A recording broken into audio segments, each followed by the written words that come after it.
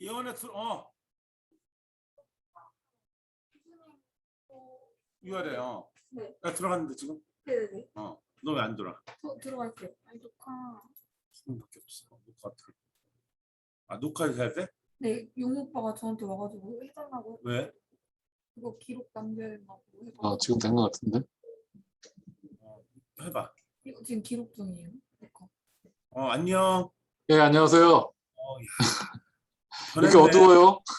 내가 여기 좀 이거 환하게 한번 어떡하냐? 편하게요? 이것 때문에 그러지.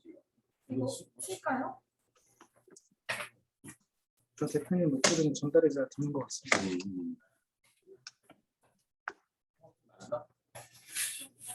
연구가 잘 되는지 한번 테스트 해봐요. 모르겠다. 내가 좀 잘 안 보여. 여기가 어두워가지고. 목소리 들리지? 예, 목소리 들려요. 내가 좀 작게 들려, 목소리가. 작게 들려? 예. 자료 공유 좀 보여요? 보여. 보여요? 네. 화면 최대 크게 해볼게요, 화면. 화면 최대 크게 했을 때 다 나와요? 잘 보여요. 예. 아유, 얼굴이 이제 서로 같이 늙어 몇 살 차이도 안 나잖아. 형이 나보다 2살 많은가 3살 많은가? 그들만 재수했잖아. 형이 윤전문 64년생인가? 아무도 들어오고 다행이다. 형이 그럼 나보다 2살 더 많네. 지금 이제 사람들 막 들어오기 시작하니까 예. 살짝 얘기 나중에 둘이 만났을 때 합시다. 예. 알겠습니다. 내가 일단 소개하고 네. 그러니까 예. 지금 이제 사람들 들어오는 거 보고 10명 이상 되면 그때부터 시작할까 봐요. 네네, 알겠습니다. 몇 명이 들어올지 아직 몰라요, 지금. 네네. 지금 짜르륵 들어오고 있거든. 그러니까 시간 되면 네. 하고 윤전무 소개 잠깐 하고 그 다음에 내가 턴 넘겨주면 이제 알아서 진행하면 될 것 같아요. 네네. 맞아. 사장님이시잖아. 지금 나오는 게 저 전체 화면에 자료가 나오고 오른쪽에 그 사람들 얼굴이 나오나요? 그렇지. 오른쪽에. 네. 전체 화면에 같이 이렇게 오버랩돼서 나오는데 네네. 이 정도면 괜찮을 것 같은데 이건 네. 이건 사람마다 그걸 지울 수 있으니까 얼굴 나오는 걸 지울 수 있으니까. 어떻게 나 지금 이런데? 일부러 채팅창이 있거든요. 내답이라도 볼까? 채팅창이 있는데 채팅창으로 또 학생들이 질문하는 게 알았어. 이것도 일단 좀 열어놓고 부르셔야 될 것 같은데. 아니시면 이따 Q&A 하실 때 직접 말하기 힘들면 윤전문이 일단 신비롭게 일단 얼굴 저거 하시고 나중에 짠하고 나오세요. 예. 비디오는 일단 중지할게 그러면. 네.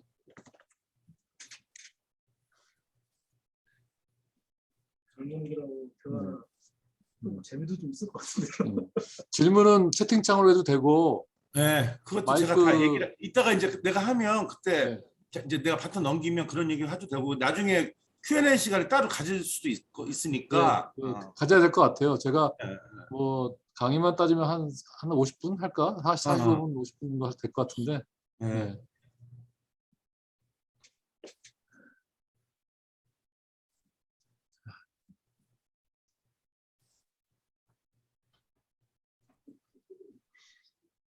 됐다. 혹시 뭐 도움 필요하면 내가 카톡 할게. 파이팅하십시오. 어디에? 혹시 저 사무실 여기 들어오려고 하는 데 있으면 못 들어오게 좀 잘 막아줘. 문 닫아.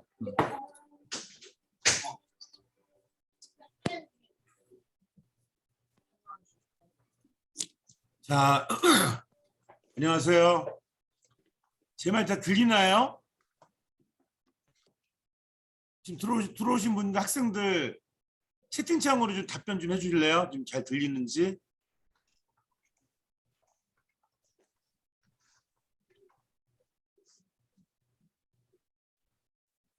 시간이 뭐 되기는 했는데 몇 명이 하나, 둘, 셋, 넷, 다섯, 여섯. 한 7, 8분 지금 들어와 있는 것 같은데요. 한 1, 2분만 더 기다리고 시작하도록 하겠습니다. 네.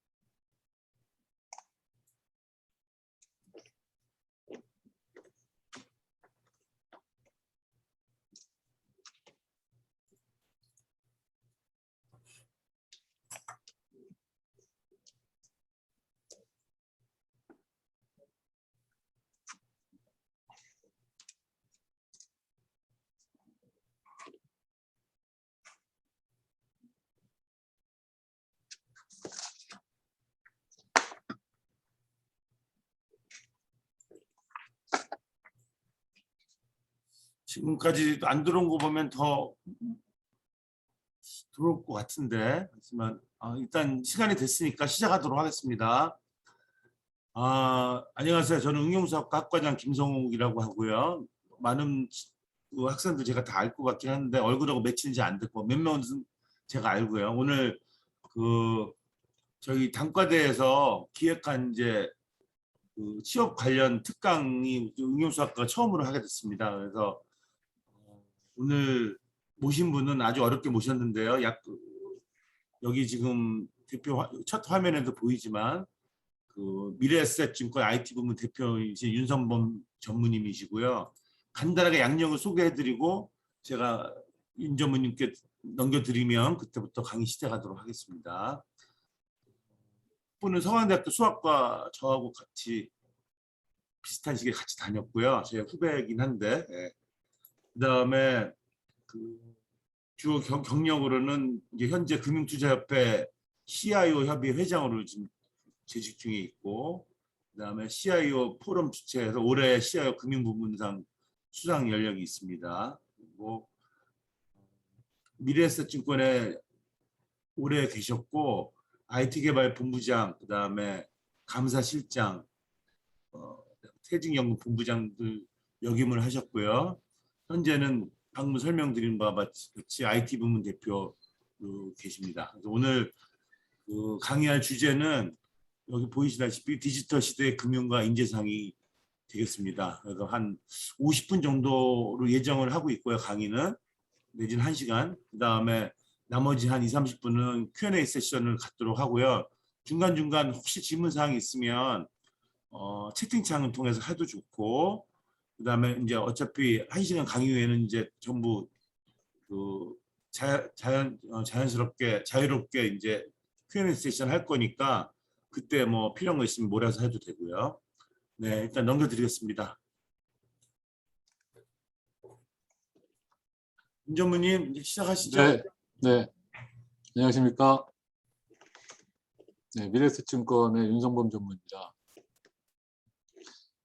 오늘 그 재학생이기도 하지만 그 사회 진출을 앞둔 한양대학 교학생 여러분에게 취업 준비하시는데 나름대로 제 경험과 몇 가지 도움이 될 만한 말씀을 좀 드리고자 강의를 하게 되었습니다. 제가 금융투자협회에서 대학생들 대상으로 강의를 몇 번 한 적이 있었는데요. ICT 아카데미 운영하면서 그 이후에 좀 처음이라 조금 긴장되고 하지만 열심히 한번 해보겠습니다. 먼저 아까 김성욱 교수님께서 말씀하셨지만 제 소개 간단히 좀 더 추가적으로 드리면 저는 미래에셋증권의 IT 부문장을 맡고 있고요. 여러분이 스승이신 김성욱 교수님과 함께 서강대학교 수학과를 같이 다녔고 다녔습니다.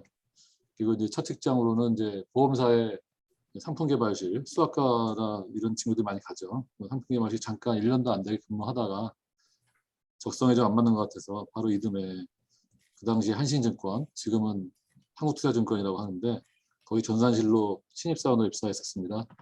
이제 그러다가 2000년 정도에 이제 벤처붐이 들면서 제가 이제 좀 나름대로 좀 주변의 지인들과 창업을 하려고 벤처 창업을 했었습니다. 창업을 하고 열심히 하다가 그 이듬해 정도에 이제 손익분기점을 맞춰 나가는 시점에 코스닥 붐이 꺼졌죠. 벤처 붐이 꺼지면서 같이 협력했던 IT 대기업들이 펀딩 이런 것도 좀 끊기면서 또 제휴 사업도 많이 끊기면서 이제 비즈니스 파트너사들이 손을 들면서 사업을 접게 되었습니다. 그리고 그 이후에 이제 외국계 회사 쪽으로 가려고 준비를 하던 차에 그 당시에 처음 창업한 미래에셋증권 이라는 작은 회사였는데 그 당시에는 그점 회사에 스카우트 제의를 받고 입사해서 현재까지 근무하고 있습니다. 먼저 오늘 강의는 세 꼭지로 나눠서 볼까 하는데요.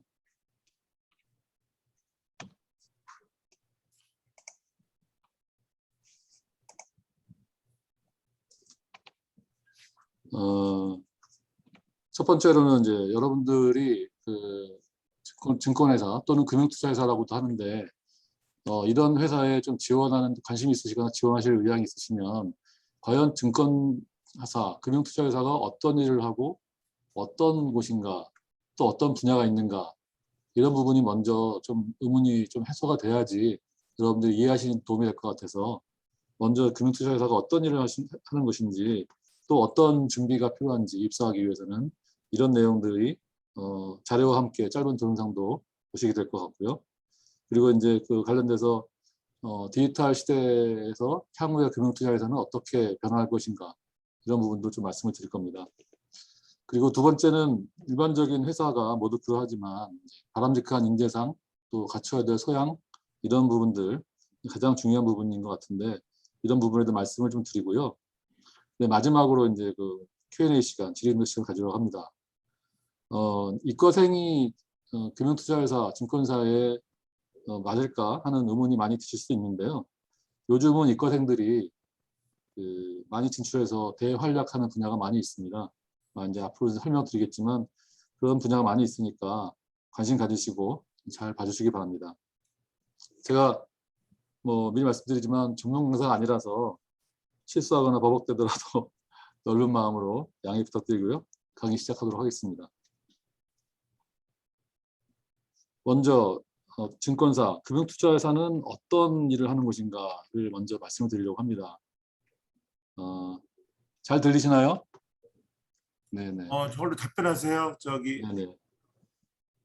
먼저 그 금융투자에서 취급하는 그 금융상품들이 뭐가 있는지를 먼저 그 설명을 드리면서 금융투자회사가 이런 상품을 취급하면서 하는 일이 무엇인가를 좀 이해할 수 있을 것 같아서 금융투자에서 취급하는 상품들을 먼저 말씀을 드려보려고 합니다. 먼저 여러분들 주식에 대해서는 다들 잘 아시죠? 예. 네, 주식을 말씀드리기 전에 기업이 어떤 그 신규 투자나 기업의 운용에 필요한 자금을 조달하기 위해서 쓰는 방법이 크게 네 가지가 있습니다. 첫 번째는 이제 금융투자회사, 은행 이런 데다 대출을 받는 방법이 있고요. 두 번째는 이제 시장에다가 채권이라고 하는 것을 발행을 합니다. 발행을 해서 발행을 하고 돈을 모으는 뭐 이런 방법이 있고, 근데 이 두 가지는 다 기업 입장에서 보면 다 부채인 겁니다. 부채로 계산이 되죠. 예. 그리고 세 번째는 뭐 돈을 잘 벌어서 뭐 돈을 가지고 뭐 운용 자금을 쓰든지 투자하든지 할 수 있죠. 이익금을 많이 내가지고 하는 방법. 네 번째 방법이 이제 지금 말한 주식을 발행하는 방법인데요. 기존에 이제 주주들로 하여금 자금을 끌어들이는 방법입니다. 그래서 주주가 갖고 있던 주식을 발행을 해서 주식을 이제 뭐 신규 주식이든 뭐 발행을 해서 그 주식을 나눠주고 그 주식을 청약하는 청약금을 받아서 회사에 자본금으로 쌓아두고 그 자본금으로 투자를 한다든지 뭐 기업 운영 자금을 쓴다든지 이런 할 수 있는 방법이죠.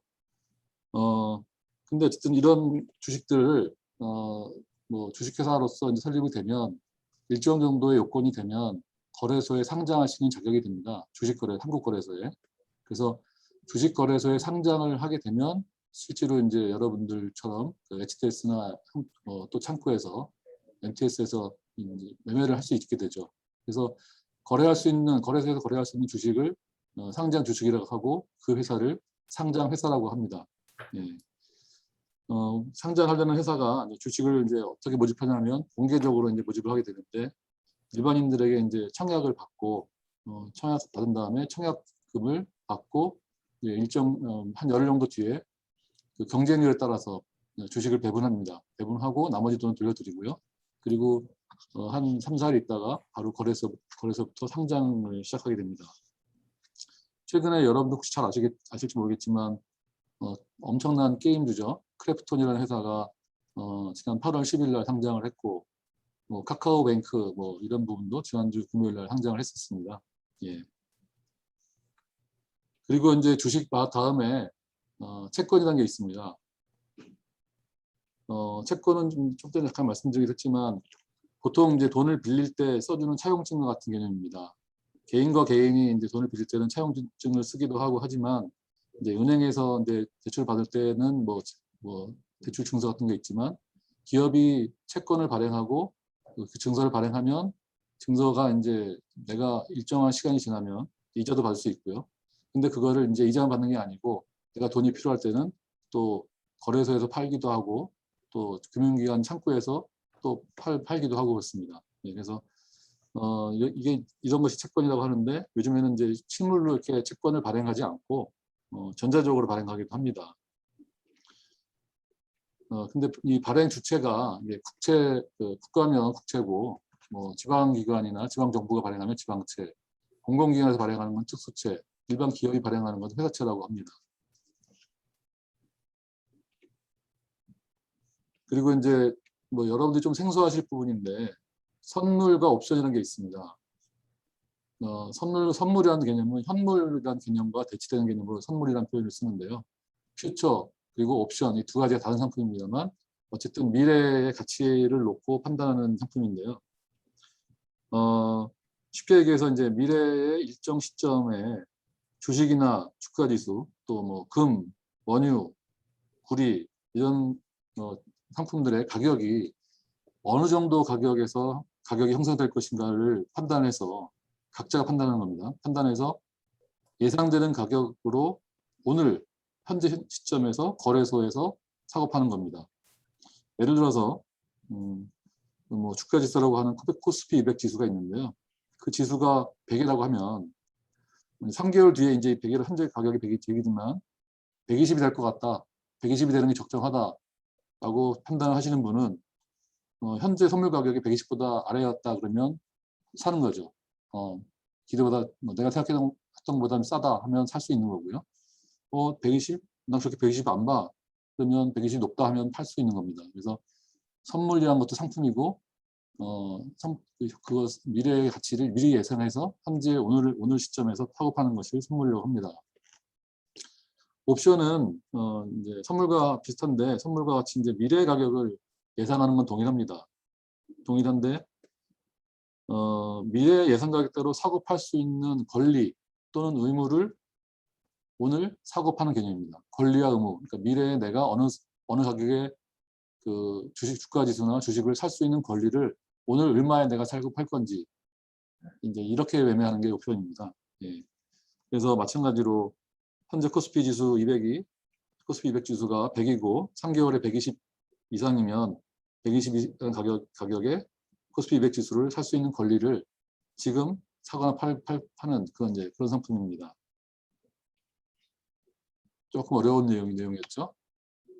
그리고 이제 여러분들 잘 아시겠지만 펀드라는 것도 있습니다. 펀드는 너무 잘 아시겠지만 펀드라는 상품은 이제 다수로부터 돈을 모집해서 큰 자금을 만들고 그 큰 자금의 운용을 보통 자산운용사한테 맡깁니다. 자산운용사는 미리 어떤 투자를 하겠다, 어떤 대상에 대해 투자를 하겠다는 것을 이미 공개한 상태고요. 그런 상태로 계획된 투자를 하게 됩니다. 그래서 간접 투자를 고객이 직접 투자하는 게 아니고 자산운용사 통해서 간접 투자하게 되는 것인데요. 이런 투자하게 되면 이제 이걸 펀드라고 하는데 이 펀드가 운용을 잘해서 수익이 나면 고객들은 이제 돈이 필요할 때 이 펀드를 사기도 하고 팔기도 하고 금융기관 창구에서 이제 그렇게 하기도 합니다. 이런 상품이 펀드인데 투자 대상이 이제 주식이면 주식형 펀드라고 하고 뭐 채권이면 채권형 펀드, 부동산이면 부동산 펀드라고 합니다. 그리고 이제 형태로 봤을 때 50명 이상이 누구나 다 뭐 살 수 있는 펀드다 하면 공모 펀드라고 하고 딱 50명 이하로 49인 이하로 제한을 해서 자기가 아는 지인들끼리 모여서 하는 경우에는 좀 사모펀드라고 합니다. 그래서 주로 판매는 주로 은행이나 증권사의 창구에서 할 수도 있고요. 온라인에서는 HTS, MTS 홈페이지 등에서 사고 팔 수 있습니다.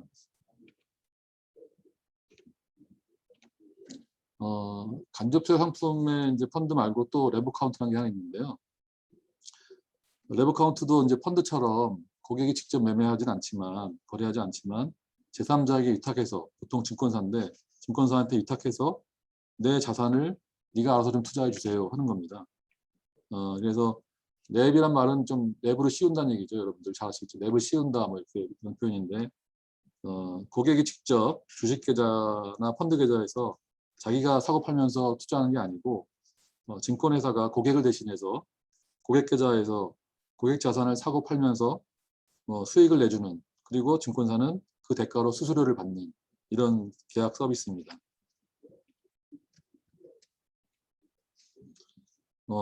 이제 연금인데요. 연금은 뭐 너무 잘 아시겠지만 연금은 보통 이제 노후를 대비해서 고객들이 가입하는 상품 내지 서비스인데 뭐 크게 이제 개인연금하고 퇴직연금이 있습니다. 개인연금은 이제 증권사나 은행에서 고객의 계좌를 개설하고 직접 금융상품을 매매 운영하면서 자산을 증식하는 것인데요. 퇴직연금은 이제 직장인이 보통 기업인데 직장인이 속한 그 기업이 주기적으로 매달 또는 뭐 분기별로 일정 금액을 퇴직금 명목으로 그 직원의 퇴직연금 계좌에 불입을 합니다. 납입을 하면 직원이 직접 운영할 수도 있고요. 아니면 기업이 운영해 줄 수도 있습니다. 그래서 직원이나 회사가 투자 운용 지시를 통해서 자산을 증식하는 이런 방법인데요. 이런 것들은 일반 금융상품하고 뭐가 다르냐? 뭐 크게 다르지 않습니다만 세금이 좀 다릅니다. 세금이. 둘 다 연금이기 때문에 이제 만기 때까지는 뭐 만기나 어쨌든 그 일정 나이 55세 만 55세인데 55세 되기 전까지는 돈을 빼기 어렵습니다. 근데 이제 55세 이후에 본인이 원할 때 지급을 요청할 수 있는데요. 지급이 개시될 때 이 연금을 운영하면서 발생된 수익, 보통은 수익이 발생하면 이자 수익이나 배당 수익 같은 경우에 보통 15.4% 세금을 떼는데요. 낮은 세율 6%를 뗍니다. 이거는 왜 낮은 세율이냐 하면 어쨌든 나중에 노후를 대비한 연금이기 때문에 세금을 거의 받지 않습니다. 그래서 6% 세율로 뭐 고객들한테 뭐 매월 지급할 수도 있고 1년에 한 번 지급할 수도 있고 고객이 원하는 대로 지급하고 있습니다. 그리고 이제 이 밖에 이게 이제 주요 상품들이고 이 밖에 이제 일반 고객들과 접점은 없지만 증권사가 타 금융기관이나 기업들과 하는 비즈니스가 다양하게 많습니다.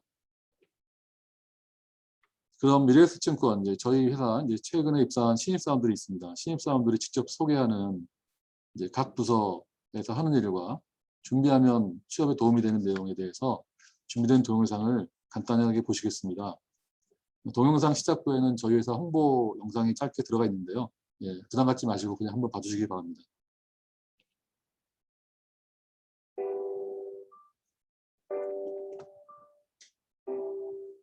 우리의 길을 되돌아봅니다.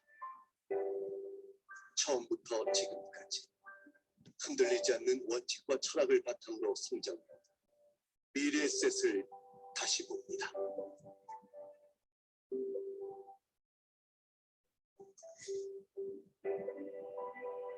우리가 지속적으로 성장하며 독립성과 경쟁 우위를 확보할 수 있었던 것은 고객에게 감사하는 마음으로 고객에게 정직하고자 하는 고객 동맹의 신념을 지키며 혁신을 지속해온 덕분입니다. 미래를 고민합니다. 고객에게 노후의 평안함을 드리고 사회를 더 건강하고 행복하게 만들기 위해 투자회사가 해야 할 일을 생각합니다. 우리는 투자로 미래를 바꿀 수 있습니다. 투자에는 성장이 함께하기에 젊은이들에게 새로운 일자리를 만들어주고 소비를 활성화할 수 있습니다. 대한민국은 투자를 통해 성장할 수 있습니다. 오늘을 위해 또 미래 세대를 위해 우리는 세상의 변화를 읽고 새로운 산업에 투자하는 투자회사만의 혁신을 계속해 갈 것입니다. 투자를 통해 고객과 국가 경제에 기여하고 사회를 더 건강하고 행복하게 만드는 기업이 될 것입니다. 이것이 미래셋이 있는 이유이고 미래셋이 다른 이유입니다. 퍼머넌트 이노베이터 미래셋.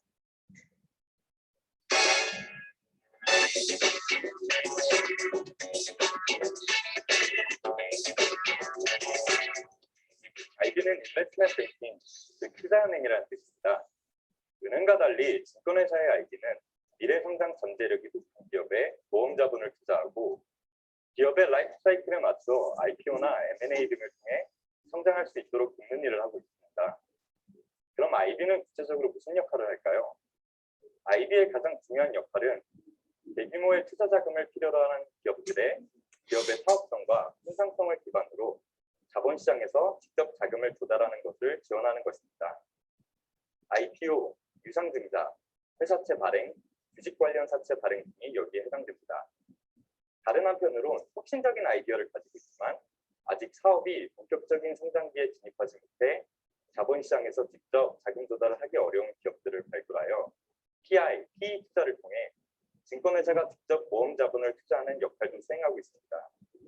그리고 최근에는 글로벌 부동산 PF, SOC 투자, 선박 항공기 펀딩, 해외 자원 개발 등 전통적 IB가 수행하던 역할을 넘어선 다양한 영역으로 업무 범위가 확장되고 있습니다.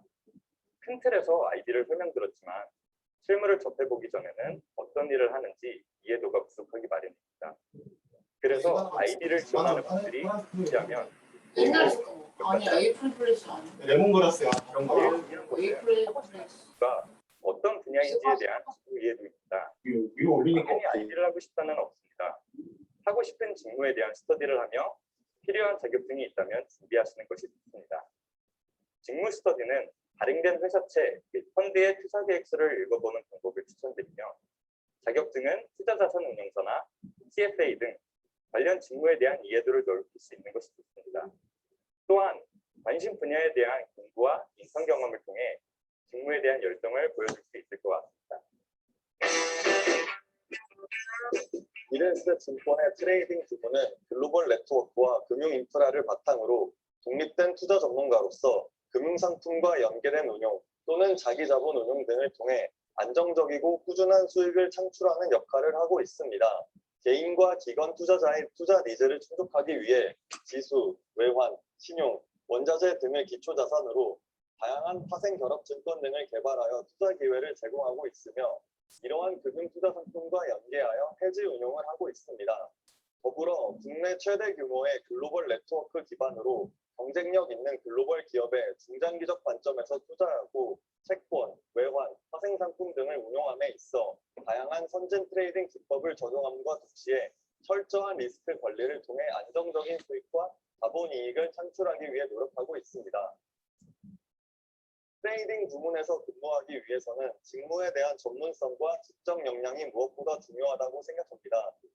주식, 채권, 파생 등 근무하고 싶은 분야에 대한 학습과 인턴 경험 등을 통해 역량을 키우거나 금융공학 관련 석사 혹은 CPA, CFA 자격증을 통해 전문성을 높인다면 트레이딩 부문에서 근무하는 데 있어 많은 도움이 될 것 같습니다.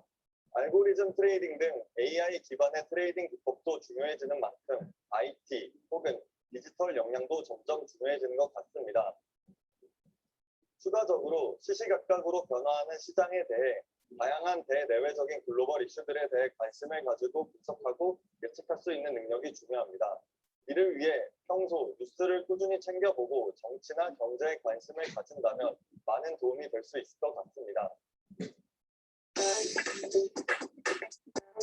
WM은 웰스 매니지먼트의 약자로서 고객의 투자 경험, 투자 목적, 투자 기간을 기초로 고객의 니즈에 맞는 최적의 포트폴리오를 제시하고 국내외 주식, 채권, 금융투자 상품의 투자 상담 등 고객에게 종합적인 자산관리 서비스를 제공하는 비즈니스입니다. 특히 기대 수명 증가에 따라 개인의 노후 대비의 중요성이 커졌고 이에 따라 미래에셋 증권은 고객의 안정적인 노후를 위한 퇴직연금 컨설팅을 비롯하여 다양한 투자와 세무 컨설팅에 필요한 투자 상품을 제공하고 있습니다.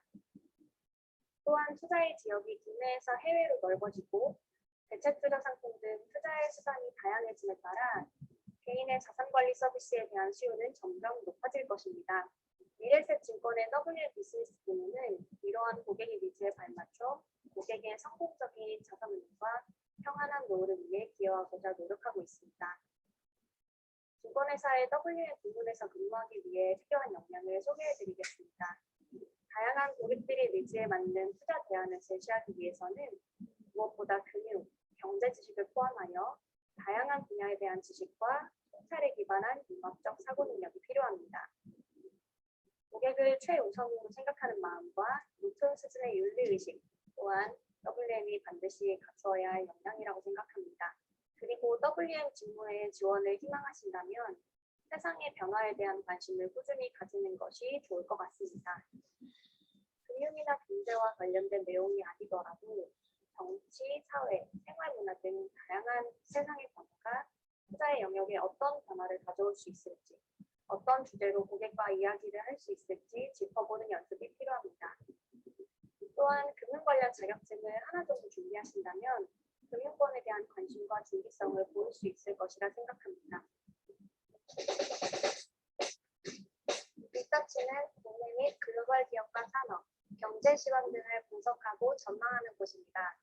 각 섹터의 투자 분석 전문가인 애널리스트는 자신이 담당하는 산업과 기업을 분석하고 고객인 투자자들에게 단기적, 중장기적인 투자 의견을 제시합니다. 입사시 애널리스트의 조사 분석 업무를 보조해주는 RA, 리서치 어시스턴트로 일하게 됩니다. RA는 데이터와 정보를 수집하고 가공해 애널리스트의 논리와 가정을 뒷받침하는 근거를 제공합니다. 이 기간 동안 담당 섹터, 기업과 밸류에이션 등에 대해 공부하며 전문가로서 역량을 높여나가게 됩니다.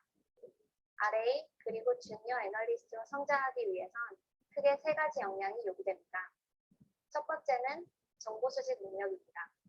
방대한 양의 정보풀에서 핵심을 빠르게 추출해낼 수 있는 역량이 중요합니다. 또한 최신 해외 자료를 빠르게 소화하기 위한 영어와 중국어 능력이 유리할 수 있습니다. 두 번째는 논리적인 사고와 분석력입니다. 해당 섹터 또는 기업에 대한 인사이트와 전망, 각종 상관관계를 제시하기 위해 필수적인 역량입니다. 이러한 분석력을 뒷받침해 줄 수 있는 특정 산업의 전공 지식이나 경험, 또는 재무회계 지식과 금융투자 분석사, CFA, CPA와 같은 자격증이 도움이 될 수 있습니다. 세 번째는 커뮤니케이션 능력입니다. 자신의 투자 의견과 논리 근거를 쉽고 간결하고 또 정확하게 말할 수 있는 전달력이 중요합니다. 미래셋 증권 리서치는 타 하우스보다 변화에 발빠르게 움직이는 유연한 조직입니다. 국내 증권사 최초로 해외 기업 전문 분석 업무를 시작했으며 현재 디지털라이제이션에 앞장서고 있습니다. RA로서 향후 애널리스트로 성장해 나가기에 최고의 하우스라고 생각합니다.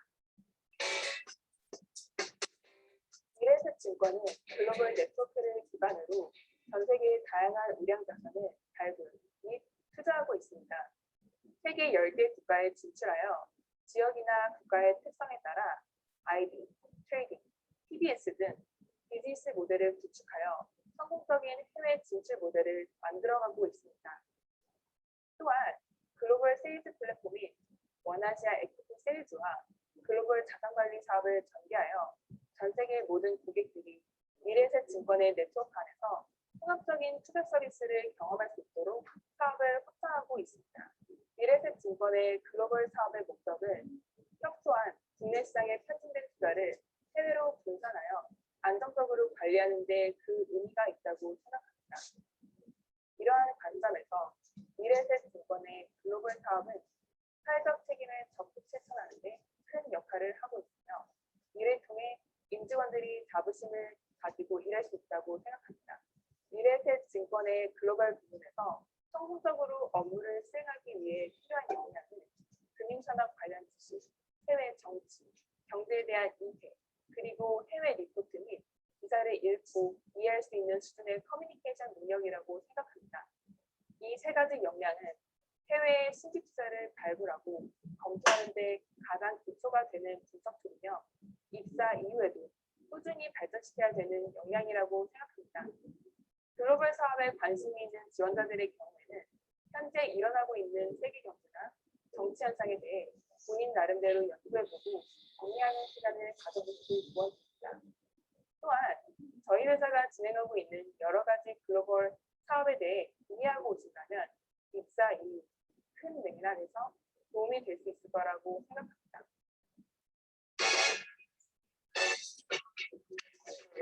디지털 플랫폼을 기반으로 자산 관리, 투자 정보 제공, 매매 등의 서비스를 제공하여 고객의 투자에 중요한 역할을 담당하고 있습니다. 투자자들의 비대면 거래 선호가 높아짐에 따라 고객의 투자 활동을 돕기 위해 채널 자체의 기능을 향상시키고 데이터 분석 및 머신러닝 모델링을 활용한 서비스 개발에 힘쓰는 등 금융의 디지털화를 선도하는 곳이라고 볼 수 있습니다. 특히 미래셋 증권 디지털 금융은 디지털 기반의 신규 비즈니스 및 서비스 개발, 핀테크 기술 정보, 빅데이터 분석, 투자 플랫폼 구축 등 다양한 분야에서 최고의 역량을 나타내고 있습니다. 고객의 금융 니즈를 분석하여 고객을 관리하고 활성화하는 비즈니스뿐만 아니라 외부 핀테크 기업과의 협업을 통한 신규 비즈니스 발굴 또한 디지털 금융 부문의 영역입니다. 텐센트와 공식 협약을 체결해 증권사 최초로 간편 결제 서비스를 하고 있으며 네이버와는 전략적 제휴를 맺어 신규 상품을 개발하는 등의 협업 관계를 유지하고 있습니다. 디지털 금융은 투자 회사가 가지는 전통적인 영역과 디지털이라는 영역이 함께 공존하므로 지원하실 때 산업에 대한 도메인 지식과 데이터 분석 같은 디지털 역량이 큰 도움이 됩니다. 각종 금융 자격증은 물론 파이썬과 인공지능 기술 등에 관심을 가지고 역량을 키우는 것을 추천드립니다. 이러한 역량 강화와 흥미 개발을 목표로 개인 프로젝트, 공모전, 인턴십 등의 경험으로 녹여내실 수만 있다면 지원자의 전문성과 열정을 어필할 수 있는 좋은 기회가 될 것입니다.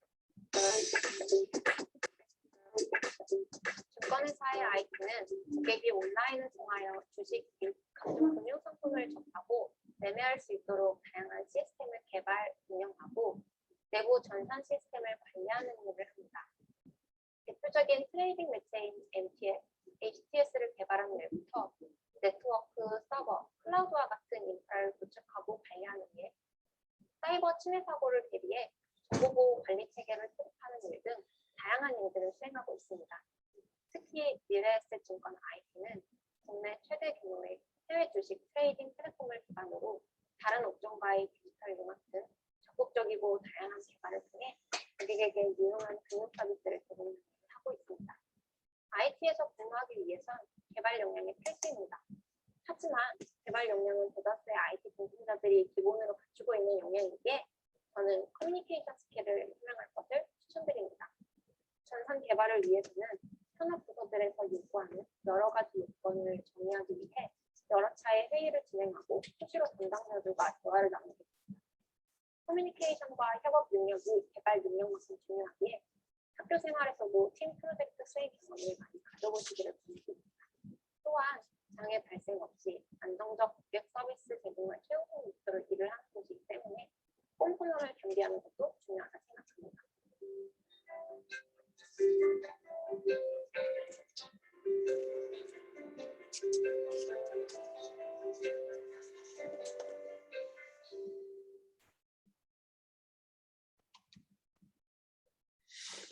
네, 잘 보셨습니까? 네. 저희 신입사원 입사한 지 1년 내지 2년밖에 안 된 친구들이 대학생들을 위해서 녹화한 것입니다. 조금 내용 중에서 낯선 용어나 어려운 이야기 또 있었을지 모르겠는데요. 제가 조금 더 부연해서 각 부서에서 하는 일에 대해서 좀 더 말씀을 드려보겠습니다. 먼저 그 IB라고 하는 투자은행 얘기인데요. IB는 인베스트먼트 뱅킹, 투자은행의 약자입니다. 예. 네, 여러분들이 잘 아시는 시중은행들, 국민은행, 신한은행 이런 은행들 있잖아요. 이제 그런 은행들을 보통 상업은행, 커머셜 뱅크라고 보통 합니다. 그럼 거기에 비해서 외국으로 말하면 골드만삭스, JP모건, 미래에셋증권, 신한금융투자증권 이런 증권회사들 보통 인베스트먼트 뱅킹, 투자은행이라고 보통 얘기합니다. 정기예금과 같이 이제 다수 일반에게 정해진 이자를 주기로 하고 돈을 모아서 기업에게 대출해주는 이런 비즈니스를 하는 것을 보통 상업은행이라고 하는데요. 거기에 비해서 그런 은행들이 보통 예금과 대출의 이자 차이를 먹는다. 그래서 예대마진 사업을 한다. 보통 이렇게 얘기하죠. 주로 그런 비즈니스가 주인 은행이 상업은행이라고 보통 하고요. 반면에 이제 기업이 필요로 하는 자금을 은행에서 빌리는 게 아니고 자금 시장에서 빌리는 자금 시장에 조달하는 경우가 있습니다. 국민연금관리공단 같은 이제 연기금이라고 하는 이런 기관이나 국내외 이제 대형 금융기관들 참여하는 자본시장에서 조달할 수도 있습니다. 그 과정을 도와주면서 또는 증권회사가 직접 그 기업에 투자하면서 수익을 내는 이런 은행들이 보통 투자은행, 증권사라고 합니다. 그 세부적인 비즈니스를 보면 먼저 IPO라고 있는데요. IPO는 이니셜 퍼블릭 오프닝이라고 해서 아까 말했던 상장이라는 거 있죠. 상장. 거래소 상장시킨다. 네, 그런 개념인데 보통 코인 거래 해보신 분들은 ICO라고 뭐냐 잘 아시죠? 뭐 이니셜 코인 오퍼링이라고 하는데 그런 거 이제 원래 IPO라는 말이 원래 많이 있었고요. ICO는 최근에 생긴 말이지만 어쨌든 그것도 이제 거래소 상장시킨다는 말입니다. 그래서 주식회사 주식을 거래소에 상장시키는 전 과정을 증권사가 도와주고 또 그 상장하는 규모에 만큼 일정 비율의 수수료를 받는 그런 비즈니스가 IPO 비즈니스가 되겠습니다. 보통 이제 진행 과정은 상장하기 전에 3년간 주거래 증권사 계약을 하고 상장 단계 될 때까지 요건이나 상장 요건이나 어쨌든 뭐 또 기업이 준비해야 될 내용들에 대해서 컨설팅을 해주고 도와주고 하는 자문도 역할을 해주고 이런 역할을 쭉 하다가 실제로 이제 요건이 됐을 때 실제로 상장 계획을 짭니다. 짜고 제일 먼저 일반들 공모하기 전에 일반 기관들한테 먼저 수요 예측을 먼저 받습니다. 어느 정도 투자할 수 있는지를 먼저 조사를 하고 그 다음에 거기에 따른 회사의 가치를 평가해서 새로 상장될 주식에 대한 가격, 공모가라고 하죠. 공모가. 그 가격을 산정합니다. 그리고 이제 그 가격이 정해지면 일반인들한테 공개적으로 공모 청약을 받습니다. 지난번에 뭐 SK 바이오사이언스, 최근에 SK 아이 테크놀로지, 뭐 크래프톤, 카카오뱅크 뭐 이런 것들이 최근에 이런 과정을 거쳐서 상장이 됐죠. 예. 그래서 청약이 되고 청약 환불금이 나중에 이제 지급이 된 다음에 이제 경쟁률에 따라서 주식이 입고됩니다. 상장 주식이 입고되는 날부터 거래소에서 매매가 될 수 있습니다. 이런 식으로 이루어집니다. 두 번째는 유상증자인데요. 유상증자는 뭐 무상증자라는 말과 대비해서 유상증자인데 이것들은 뭐냐면 기업이 이제 자금이 필요할 때 주식을 추가로 발행을 하게 됩니다. 근데 이제 그 주식 갖고 있는 주주들에 대한 지분율을 훼손시키지 않기 위해서 1차적으로 먼저 기존 주주들한테 주식을 살 수 있는 권리를 좀 드립니다. 그래야지 자기 지분율이 뭐 10% 갖고 있었다 그러면 그 새롭게 주식 발행을 재산들한테 주지 않고 먼저 기존 주주들한테 주기 때문에 자기 지분율에 대한 훼손이 없죠. 예, 그래서 그런 구주주들한테 먼저 이제 주식을 증자할 거니까 돈을 내고 주식을 새로 받아가라 뭐 이런 개념인데 그렇게 해서 발행하는 과정입니다. 그런 과정을 역시 증권사가 도와줍니다. 그러면서 이제 수수료를 받는 거고요. 회사채 발행은 역시 자금이 필요한데 기업이 자금이 필요로 할 때 채권을 발행하는 과정이 있으면 필요합니다. 그래서 채권을 발행하는 과정 그리고 채권을 시장에다가 뿌리고 시장 매수자들한테 홍보도 해주고 해서 기업이 회사채 발행을 통해서 자금을 조달하는 방법에 대한 도움을 주면서 수수료를 받는 비즈니스입니다. 프로젝트 파이낸싱, 보통 PF라고 보통 얘기하는데 프로젝트 파이낸싱은 이제 무슨 개념이냐면 대규모 자금이 이제 필요로 하는 기업이 아니고 꼭 기업이 아니고 석유나 탄광, 조선, 발전소 건설, 고속도로 건설 이런 이제 거대한 프로젝트가 있습니다.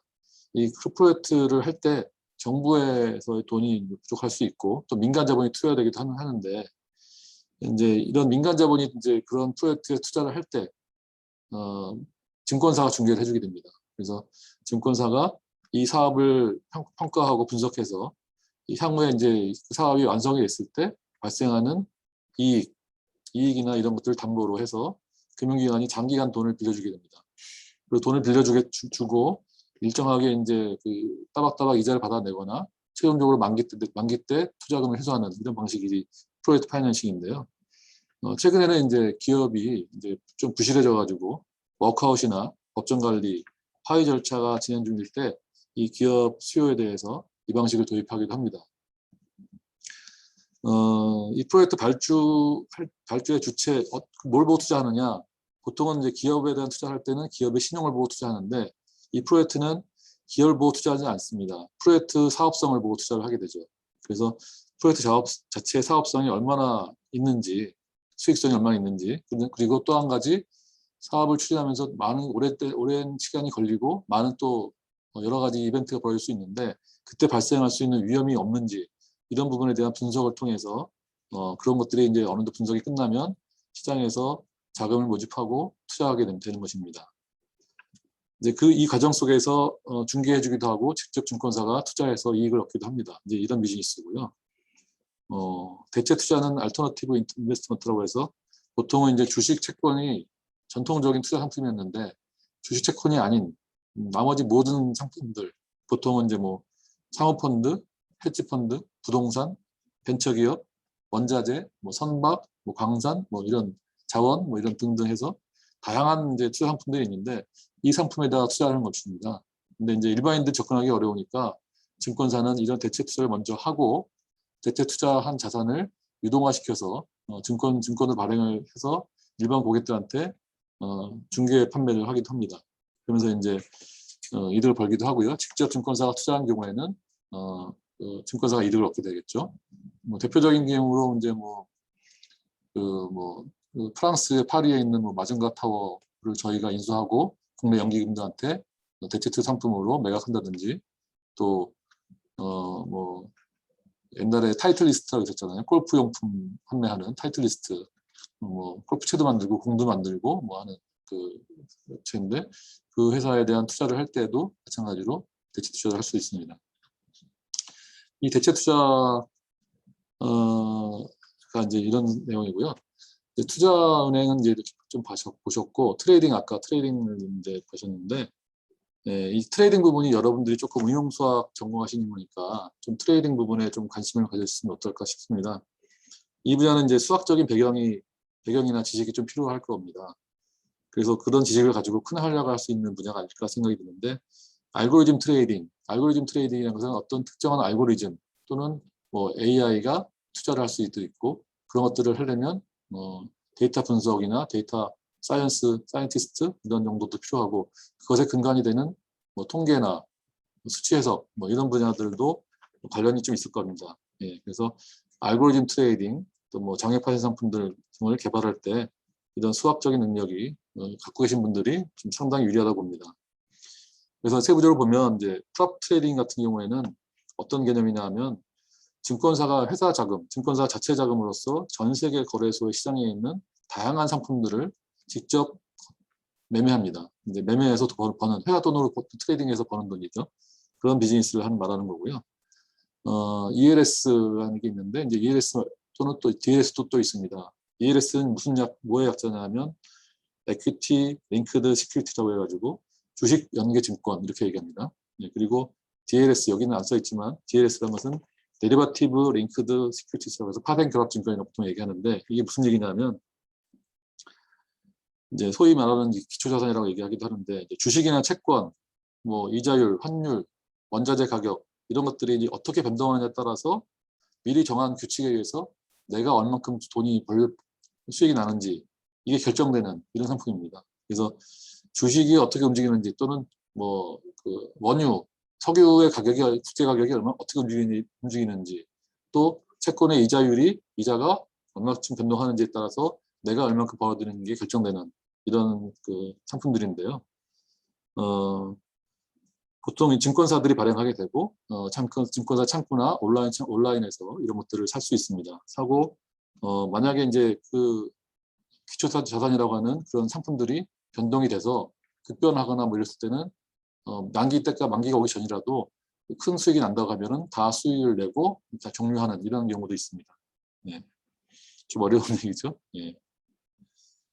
그래서 이제 이런 또한 한편 이제 주식과 연계된 선물 옵션을 매매하면서 무위험 해지를 하기 위해서나 또는 초과 이익을 위해서 증권사 자체 돈으로 파생 상품을 직접 운영하기도 합니다. FICC라는 부분이 있는데요. FICC는 이제 픽스드 인컴은 확정된 수익이라는 뜻이죠. 픽스드 인컴을 FI라고 하고 C는 뭐냐면 커런시, 통화, 원화, 달러와 엔화, 이런 것들이죠. 위안화 이런 것들인데 그 커머디티, 마지막 C는 커머디티인데 커머디티는 보통 자원을 얘기하는 겁니다. 구리, 텅스텐 가격, 석유, 곡물 가격 이런 것들 얘기하는데 이런 다양한 이제 상품들을 이제 투자하는 상품인데 이게 이제 각자 따로따로 이제 돌아가는 게 아니고 이런 많은 다양한 이제 그 채권, 통화, 원자재에 투자하면서 이제 그런 거 관련된 이제 아까 말씀 파생 상품이라고 하는 것들 그런 것들을 코디네이션 해가지고 개발하기도 하고 운영하기도 하고 마케팅해서 판매하기도 합니다. 네, 이런 것들을 이제 다양하게 결합해서 판매한다고 해서 구조적으로 결합을 해서 판매한다고 해서 보통 다른 용어로 구조화 상품이라고 말하기도 합니다. 그다음에 아까 이제 말씀드렸던 자산관리, 웨alth 매니지먼트 WM입니다. 이 사업은 간단하게 말씀드리면 이제 고객의 자산을 증대시키는 데 도움을 주는 모든 비즈니스를 얘기하는 겁니다. 그 중에서 이제 브로커리지는 이제 주식이나 선물 옵션을 고객이 매매할 때 어떤 종목이 좋을지, 또 어떻게 얼마나 매매할지, 시장의 위험은 어떤지 뭐 이런 것에 대한 조언을 하고 컨설팅을 드리는 비즈니스고요. 또 거래소에다 주문을 낼 때까지 내는데 도움을 주는 자문 역할도 하기도 합니다. 온라인에서나 오프라인에서나 계좌 개설을 할 수도 있고 입출금도 하고 청약도 하고 각종 상품을 판매하기도 하고 자문도 하고 세무 컨설팅도 하기도 하고 결국 모든 고객의 접점 채널에서 모든 서비스를 다 하는 그런 사업의 영역입니다. 네. 글로벌 부문은 또 전통적으로 말하면 국내 주식을 과거에는 그랬습니다. 국내 주식을 사려는 외국인들의 주문을 접수받아가지고 한국에 있는 한국거래소에 매매를 중개해 주기도 하고 주로 이런 비즈니스 했었는데 최근에는 반대로 해외 주식을 살려는 국내 고객들한테도 해당 국가 거래소에 해외 주식을 매매하는데 도움을 주기도 합니다. 주문되는 건 당연히 할 수 있고요. 관련된 리포트도 할 수 있고 그렇게 되고요. 또 이제 그렇게 주식에 대한 뭐 위탁 중개 양방향으로 하기도 하지만 이 사업은 이제 또 다른 이제 유형 무형의 전 세계 모든 우량 자산, 꼭 주식만 얘기한 게 아니고 모든 우량 자산을 발굴하고 상품화해서 현재다 직접 판매할 수도 있지만 때로는 국내 기관들이나 개인들한테 투자를 할 수 있도록 권유해서 또 팔기도 합니다. 현재 이제 미래에셋증권은 뉴욕, 미국의 뉴욕, LA, 영국의 런던, 중국의 북경과 상해, 홍콩, 싱가포르, 베트남의 호치민, 인도네시아 자카르타, 인도 뭄바이, 브라질 상파울로, 몽골 울란바토르까지 전 세계 11개 현지법인과 3개 현지 사무소가 진출해 있고 이런 네트워크를 가지고 금융도 수출할 수 있다는 원대 목표를 실천해 가고 있습니다. 참고로 여러분들 여행 지금은 못 가시겠지만 여행 중국의 상해 푸동지구 가보신 분은 아시겠지만 동방명주터 근처에 미래에셋 간판이 선명하게 높이 나와 있는 빌딩을 보실 수 있을 것입니다. 다음으로 리스크입니다. 리스크 관리 부문인데요.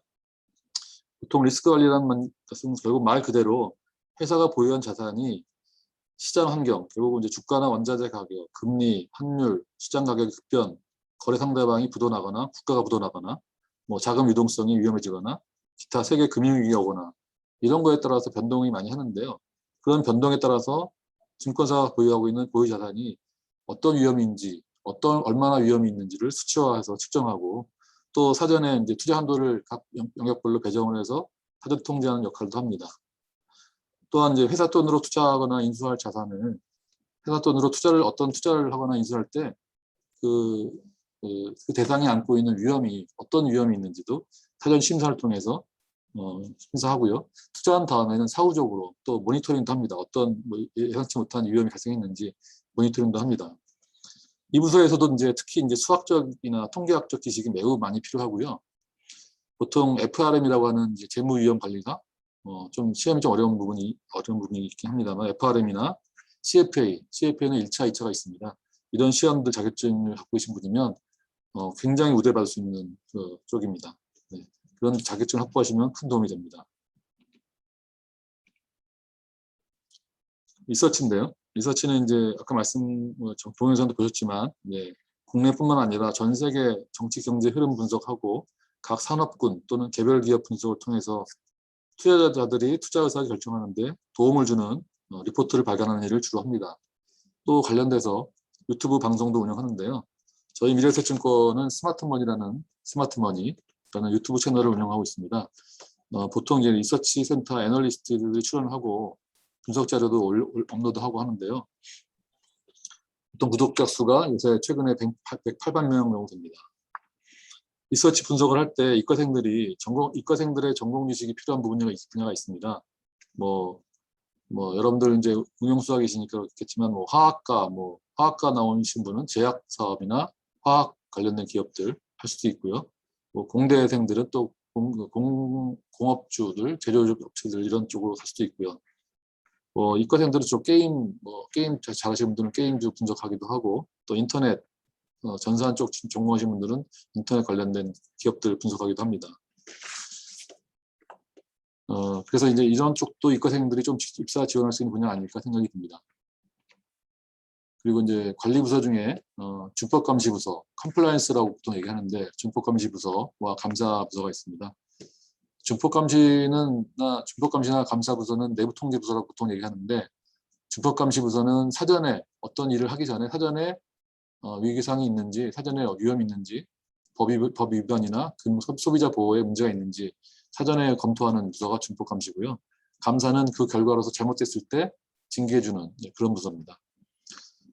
그래서 기업의 내부 통제 컴플라이언스는 준법감시는 기업의 내부 통제 제도를 설계하고 또 각 분야에서 법규를 잘 준수하는지 모니터링도 합니다.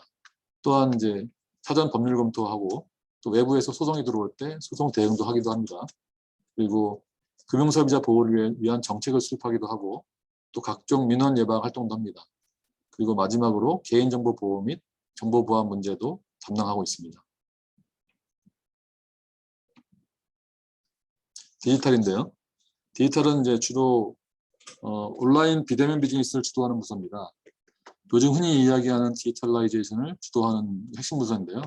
뭐 AI, 빅데이터, 각종 디지털 기술 기반으로 해서 신규 콘텐츠 및 상품을 만들고 온라인 마케팅도 합니다. 한마디로 이제 비대면상에서 고객을 상대로 하는 모든 일을 다 한다고 보시면 됩니다. 최근에는 뭐 네이버, 텐센트, 또 미래에서페이 등 외부 제휴 사업도 추진하고 있습니다. 대고객 채널 중에서 지점 창구를 제외하고 콜센터, 모바일 등 홈페이지, HTS 모든 채널을 다 여기서 관리하고 기획하고 있는 부서입니다. 마지막으로 IT 부서인데요. 제가 맡고 있는 부문입니다. 저희 부문은 한마디로 말씀드리면 이제 회사가 하는 모든 일에 IT가 다 스며들 수밖에 없는데, 회사의 모든 부서에서 필요로 하는 일을 IT적으로 지원하는 일을 합니다. IT 부서 안에서는 일을 크게 나눠보면 크게 이제 서버 네트워크 운영, 그다음에 어플리케이션 개발 및 운영으로 크게 나눌 수 있습니다. 어플리케이션에서는 증권사의 고유 업무, 코어 업무 시스템도 있고, 인사, 회계, 경영정보, 리스크 관리 시스템, 인트라넷, HTS, MTS 홈페이지, 제휴 채널, 대외기관 연계 시스템, 정보 분석 인프라, 빅데이터 플랫폼 이런 등등해서 매우 다양한 영역의 어플리케이션을 개발하고 운영하고 있습니다. 하는 일과 분야가 너무 다양하기 때문에 일일이 다 나열할 수 없지만 디지털 시대를 구현하고 앞당기는 최전방에서 일하는 부서라고 볼 수 있습니다.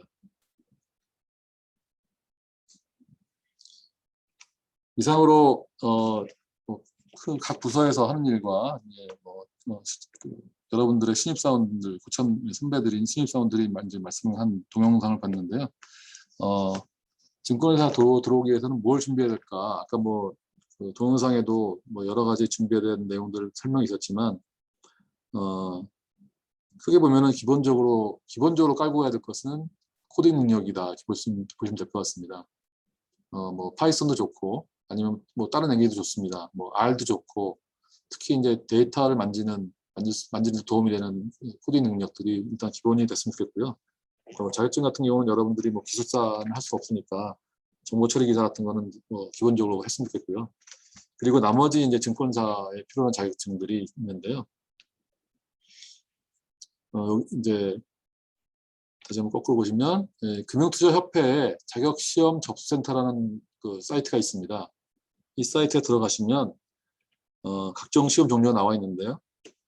여기서 이제 신청을 하실 수 있고, 교재도 여기서 이제 온라인 교재도 구할 수 있습니다. 그리고 그 교재를 통해서 공부할 수도 있고요. 또 금융투자교육원이라고 있는데 거기서 필요라면 오프라인 교육도 들을 수 있습니다. 이런 사이트에 들어가서 뭘 준비해야 되는지 교재도 보시고 또 자료도 얻고 해서 공부하시고 자격증을 따시면 됩니다. 그리고 1년에 자격증 딸 수 있는 일정이 다 나와 있거든요. 그런 부분들을 참고하셔서 자격증을 준비하시고 면접 보실 때 이제 입사 지원서에 이런 준비를 했고 내가 관심이 많다. 그 준비를 해왔다 이런 내용을 어필하시면 많이 의뢰받으실 수 있을 것 같습니다. 보통 주로 이제 많이 권해드리는 것은 3종 세트라고 하는 게 있는데요. 증권 투자 권유 대행인, 그다음에 펀드 투자 권유 대행인, 그다음에 투자 자산 운용사, 이 세 가지가 3종 세트라고 하고요. 요거는 그렇게 어렵지 않습니다. 그래서 뭐 조금만 공부하시면 다 딸 수 있을 것 같고, 조금 어려운 게 이제 아까 말씀드렸던 내용 중에 CFA라는 게 있습니다. CFA는 1차 시험이 있고 2차는 또 논문도 보셔야 될 것 같은데 그것도 있고, 그거였다면 거의 뭐 취업은 뭐 100% 된다고 보시면 될 것 같고, 재무위험관리사라고 하는 FRM도 있습니다. FRM. 요거는 이제 리스크 관리나 파생 상품 관련돼서 전문적인 지식이 필요로 하는 사람들, 그런 사람들이 주로 따는 자격증인데, 요 자격증도 따면 정말로 공부 열심히 했구나, 증권사 들어오기 위해서 공부 열심히 했구나 하는 내용이 증명될 수 있지 않을까 생각이 듭니다. 대부분 다 이런 것들이 다 경제 쪽인데 다 숫자입니다. 수치로 다 계산이 되고 수치로 다 수학적인 머리가 있으신 분들은 이런 부분을 도전해 볼 수 있을 거라 생각이 듭니다. 그래서 이 정도 자격증에 대해서 말씀을 드렸고요.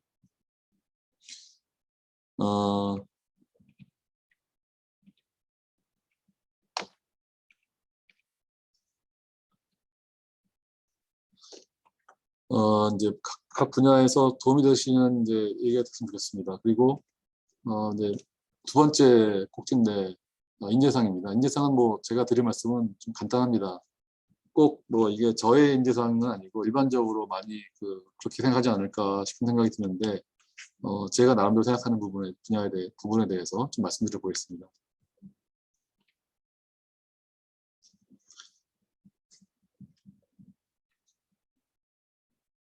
그 전에 제가 조금 이제 인재상을 말씀드리기 전에 좀 건너뛰었는데요.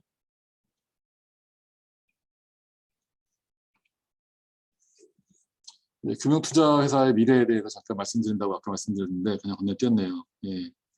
그래서 앞으로 금융투자회사의 미래의 모습이 어떨까? 솔직히 말해서 저도 예측이 불가능합니다. 불가능하지만 3, 4년 동안 근무하면서 쭉 근무해 왔는데 최근 2, 3년 동안이 변화가 굉장히 심합니다. 대부분 다 뭐 디지털라이제이션 하겠다, 또 디지털 트랜스포메이션 하겠다라는 회사가 다 대부분이고요. 그 얘기를 안 하는 회사가 없습니다. 그만큼 디지털라이제이션 안 하면 기업이 향후에 위험해지지 않을까 에 대한 두려움들이 있는 것이죠. 보통 이제 1차 혁명을 농업혁명이라고 하고 2차 혁명이 산업혁명, 3차 산업혁명이 정보화 혁명이라고 한다고 하면 4차 혁명을 디지털 혁명이라고 보통 얘기하죠.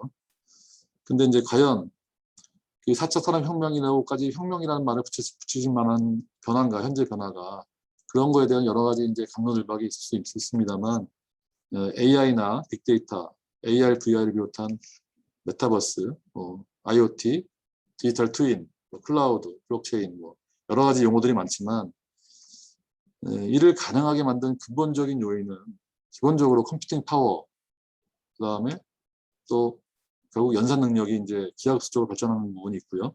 또는 연산 능력과 함께 통신 기술이 발달했기 때문에 이런 것들이 다 가능해진 거라고 봅니다. 그래서 연산 능력, 파워와 그다음에 그 통신 능력, 통신 기술이 발전하면서 예전에는 꿈도 꿀 수 없었던 일들도 많이 벌어지게 되죠. 사람에 대한 인식, 사물에 대한 인식도 물론이고 음성 인식도 되고, 또 심지어는 바둑도 둘 수 있고 판단도 하기도 합니다. 심지어는 투자 영역에서 사람이 투자하지 않고 AI가 투자할 수 있는 이런 수준까지도 올라와 있는 상황입니다. 그러면 이런 부분들이 과연 다 향후에도 계속 진행될 것인가? 그거는 솔직히 장담할 수 없죠. 근데 이 중에는 또 소위 소문 없이 유행처럼 또 사라질 분야도 분명히 있을 것입니다.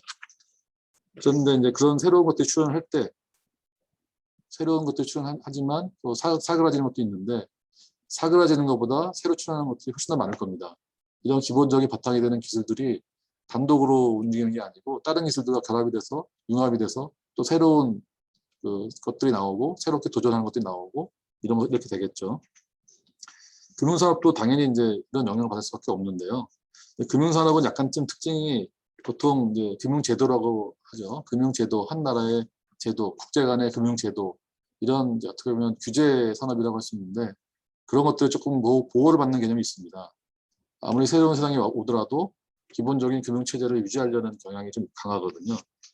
뭐 그런 부분들 때문에 정부 금융 당국이나 뭐 전 세계 금융 관련된 정부 단체들이, 정부 기관들이 연계해서 규제를 하고 있기 때문에 이런 것들을 디지털 혁명이 일어나면서 과연 그런 금융제도가 언제까지 유지가 되고 언제까지 계속 그렇게 어느 정도의 변화를 줄 것인가, 이런 거에 대해서는 앞으로 이제 누구나 다 귀추가 주목되지만 어느 정도의 한계는 있겠다, 이런 생각을 다들 하죠.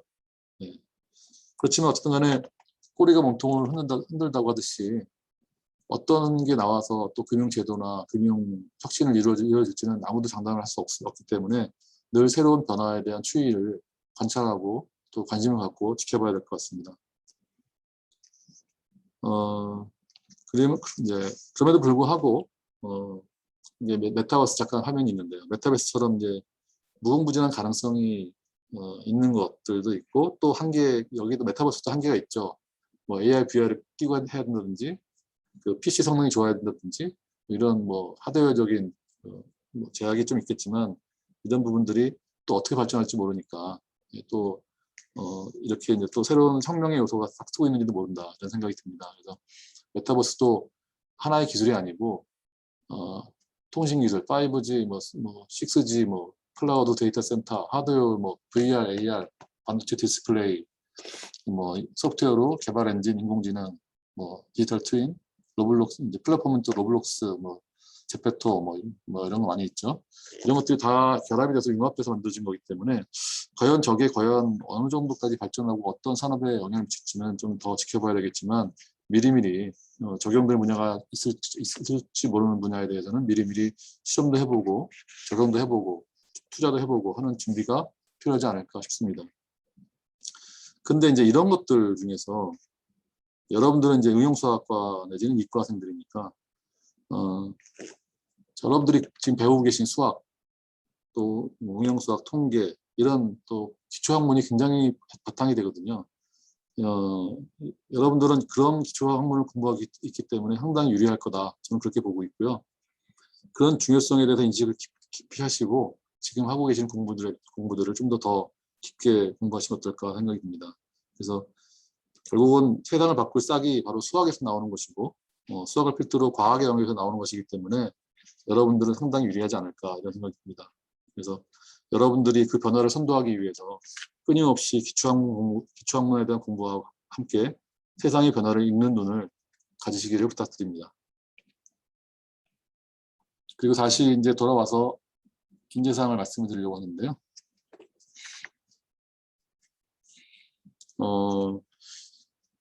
인재사항을 제가 이거는 제 철학이기도 하지만 일반화시킬 수 없는 얘기일 수 있겠지만, 먼저 간단한 슬라이드 하나 보여드릴게요. 미국의 건국의 아버지라고 하는 벤자민 플랭클린, 피레침을 개발하기도 한 벤자민 플랭클린이 한 말이죠. 준비에 실패하는 것은 실패를 준비하는 것이다, 이런 얘기도 했고, 포드 자동차의 창업주인 헨리 포드는 만약에 사람들한테 뭘 원하냐고 물어보면 더 빠른 말을 달라, 이렇게 얘기한다. 자기는 자동차를 생각하고 있었는데 이렇게 혁신적인 생각을 갖고 있었다, 자기는, 이런 얘기겠죠. 결국 준비와 혁신을 얘기하려고 이 슬라이드를 만들어 봤습니다. 그냥 한번 보시면 될 것 같고요.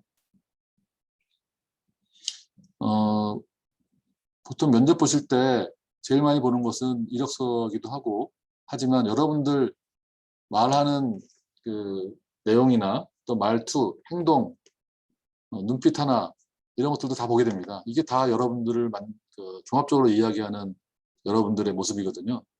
그런 부분들에서 기본적으로 이력서에 나와 있는 자격증이나 준비된 과정, 이런 것들이 쓰여 있지만, 기본적으로 그것과 여러분들의 모습이 어느 정도 매칭이 되는지를 항상 면접관들을 보게 됩니다. 그런 부분들이 보게 되면 그게 거짓인지 진실인지를 알 수 있겠죠. 그래서 결국은 겉으로 보이는 모습은 안에 내면의 모습과 다르면 금세 이제 들통이 나게 됩니다. 그래서 이미 여러분들이 성숙된 성인이고 하겠지만, 사회생활하면서 가장 큰 경쟁력은 뭐라고 판단하냐, 저한테 물어본다면 저는 이 품성이라고 말씀드리고 싶습니다. 보통 인성이라고 말하기도 하지만, 인성은 뭐 이제 조금 약간 좀 어울리지 않는 말 같고요. 품성이 더 정확한 말 표현이 아닌가 싶습니다. 좋은 품성은 여러 가지를 이제 내포하고 있는데요. 이 품성을 잘 가져라, 좋은 품성을 가져라 이렇게 권해드리고 싶은데, 품성에 제 나름대로 분류했을 때는 품성의 한 그 꼭지는 여러분들이 어떤 가치관을 갖고 있느냐, 그 가치관의 눈높이가 얼마큼 고매하냐, 이런 부분이 아닐까 싶습니다. 이 가치관의 눈높이가 왜 중요하냐, 제가 생각하는 건 뭐냐면, 가치관 또는 이상이 높을수록 그보다 낮은 수준의 것들은 조금 이제 하찮게 보이죠. 구질구질하고 짜증나더라도 사소한 일이 돼버리기 때문에 정신적인 스트레스나 멘탈 붕괴 뭐 이런 것들이 조금 덜 일어나게 됩니다. 그래서 내 이상이 높으면 현실은 아무리 어려워도 크게 나한테 스트레스 주지 않는 것처럼 좀 나름대로 이게 뭐 사회적인 뭐 성공 이런 높은 그 지위를 얘기하는 게 아니고 여러분들이 생각하는 가치를 두는 것을 먼저 정하시는 게 좋겠다. 그래서 나는 어떤 가치를 갖고 있고 어떤 인생을 갖고 있는지 이런 부분들이 좀 더 명확해지면 좋겠다 생각이 들고요. 그 이제 가치관을 가지고 해결해 나가면 많이 도움이 될 것 같습니다. 그리고 이제 이상이 높은 사람들이 이제 절절하고 또 절실함이 있으면 절실함이 무장이 되면 그 잠재성도 엄청나게 뛰어나게 되거든요. 이제 그 중에 하나가 이제 몰입인데 이 몰입하는 습관을 좀 많이 들였으면 좋겠습니다. 몰입을 경험하신 분들은 몰입할 때 본인이 얼만큼 많이 큰 변화가 생기고 잠재성이 있는지를 깨닫게 되긴 하는데요. 이 몰입하는 습관을 들인다는 것은 결국 가치관과 연결되는데 가치관이 이상이 높고 그 이상에 대한 열정이나 절절함이 강한 사람들은 또 어떤 자기가 하고자 하는 일에 몰두할 때 이 몰입이 자동적으로 많이 습관화가 되게 됩니다. 그래서 이 몰입을 하게 되면 어떤 현상이 벌어지냐 하면 창의적인 생각도 하게 됩니다. 아까 헨리 포드처럼 궁하면 통한다고 계속 몰입을 하고 생각을 깊게 하다 보면 창의적인 생각도 나오게 되고요. 그리고 또 자신이 하는 일에 대한 의미를 부여도 할 수 있습니다.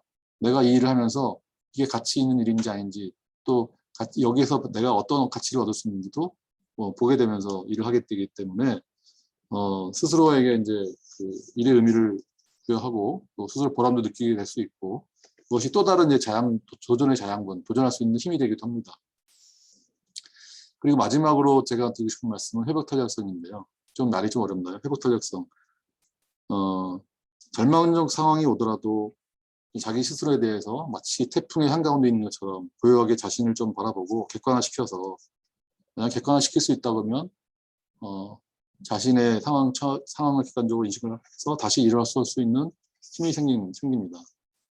결국 그래서 좋은 품성이라는 것은 이렇게 높은 가치관과 이상을 가지고 자신이 하는 일에 몰입하는 습관을 기르고 설사 실패하더라도 다시 그 절망의 순간에서 일어날 수 있는 회복탄력성을 갖추는 이런 뜻으로 이 세 가지를 모아서 이런 품성들을 가지면 여러분들이 굉장히 도움이 되지 않을까 싶고요.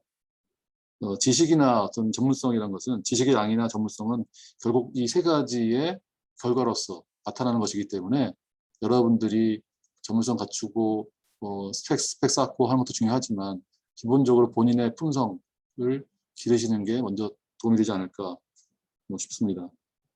그래서 이런 품성이 좋으신 분들은 주변에 그 품성이 좋으신 분들이 향기가 납니다. 향기가 나서 주변 사람들이 어떤 그 일이 생길 때 그 사람을 추천할 수 있고 그 추천해주면서 새로운 또 성장의 기회가 되기도 합니다. 그래서 그 자신이 성장하고 끊임없이 자기가 하고자 하는 일에 자기가 커나갈 수 있는 주변의 도움도 많이 받게 됩니다. 이제 뭐 당연히 맨 막판인데요. 여러분들 뭐 졸업을 하신 분도 있고 졸업을 앞두신 분도 있을 텐데 이제 사회에 나가시면 여러분들은 이제 긴 여정을 떠나시게 됩니다.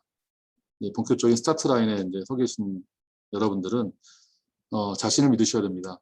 무한한 가능성을 갖고 있다라고 여러분들이 조금 스스로를 믿으셔야 될 것 같고 여러분들의 순간순간 결정이 여러분들 인생의 궤도를 좌우하게 됩니다. 그래서 머리는 하늘을 향해서 두되 발은 굳건하게 땅에 두시기 바라고 첫 출발을 시작했으면 좋겠습니다.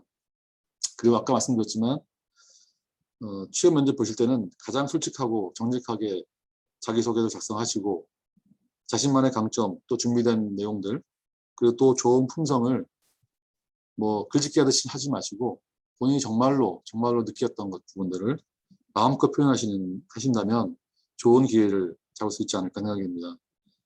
여러분 면접관들은 여러분들의 말과 행동에서 많은 것을 볼 수 있고 느낄 수 있습니다. 그래서 가장 솔직한 게 좋다. 꾸미려 하지 마시고 이제 솔직한 자신의 모습을 그대로 드러내고 승부하시기 바랍니다. 이상으로 제가 강의는 시간이 좀 1시간이 좀 오버됐네요. 네, 마치고요. Q&A 시간을 좀 가져볼까 합니다. 네, Q&A 질문은 뭐 채팅창으로 하셔도 될 것 같고 네, 진짜 좋은 말씀 많이 들었고요. 제가 생각했던 것보다 훨씬 유익한 오늘 강의가 된 것 같습니다. 네, 감사드리고요. 감사합니다. 네. 이제 질문이 있으면 음소거 하고 아까 특정한 뭐 자격증 관련이라든지 아니면 뭐 강의 들으면서 좀 의문나는 부분이 있었으면 다 자유롭게 질문해서 한 10분, 15분 정도 후에 마치도록 할까 합니다. 질문이 없으면 내가 지명해서 질문하도록 하겠습니다.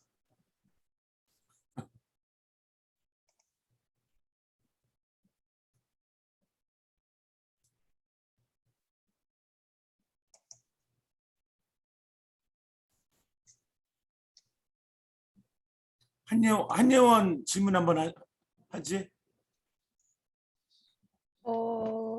아까 전에 많은 그 자격증이 있다고 말씀해 주셨는데 그 중에서 가장 유익한 취업할 때 가장 유익한 그 자격증이 어떤 거일지 궁금합니다. 아까 강의 중에 나왔었긴 했는데요. 네. 네. 증권 투자 권유 잠깐만요. 이름이 정확한 이름이 말씀드려야죠.